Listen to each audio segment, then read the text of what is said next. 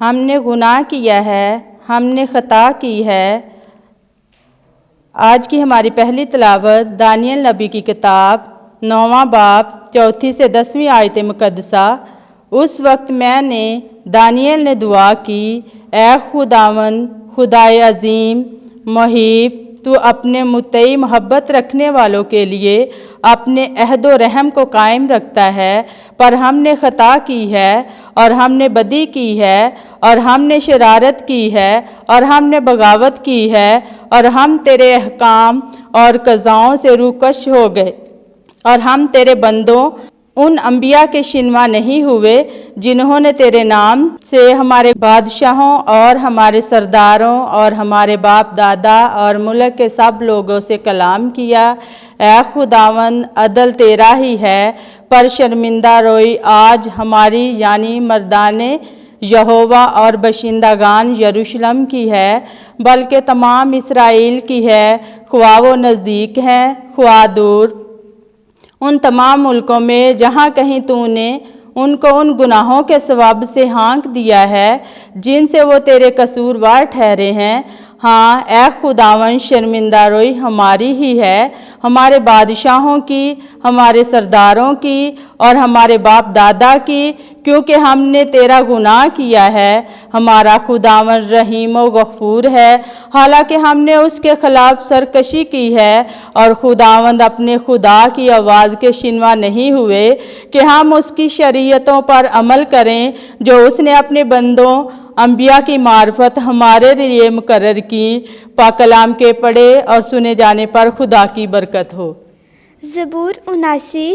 جماعتی جواب۔ اے خداوند، ہمارے گناہوں کے مطابق ہم سے سلوک نہ کر، مقدمین کے گناہ ہمارے خلاف یاد نہ کر۔ تیری رحمت جلد ہم تک پہنچے، کیونکہ ہم تو بہت ہی ذلیل ہو گئے ہیں۔ جماعتی جواب۔ اے خداوند، ہمارے گناہ کے مطابق ہم سے سلوک نہ کر۔ اسیروں کا کرانہ تیرے حضور پہنچے، اپنے بازو کی قوت سے مرنے والوں کو بچا رکھ۔ ہم جو تیرے امت اور تیری چراگاہوں کی بھیڑیں ہیں، اب تک تیرا شکر ادا کرتے رہیں گے۔ ہم نسل در نسل تیری ستائش بیان کرتے رہیں گے۔ جماعتی جواب۔ اے خداوند، ہمارے گناہوں کے مطابق ہم سے سلوک نہ کر۔ خداوند آپ کے ساتھ ہو۔ انجیل مقدس لوکا کے مطابق اے خداوند تیری تمجید ہو۔ 6 باب 36 سے 38 آیت۔ معاف کرو تو تمہیں بھی معاف کیا جائے گا۔ اس وقت یسوع نے اپنے شاگردوں سے کہا، تم رحیم بنو جیسا تمہارا باپ رحیم ہے۔ عیب نہ لگاؤ تو تم پر بھی عیب نہ لگایا جائے گا۔ مجرم نہ ٹھہراؤ تو تم بھی مجرم نہ ٹھہرائے جاؤ گے۔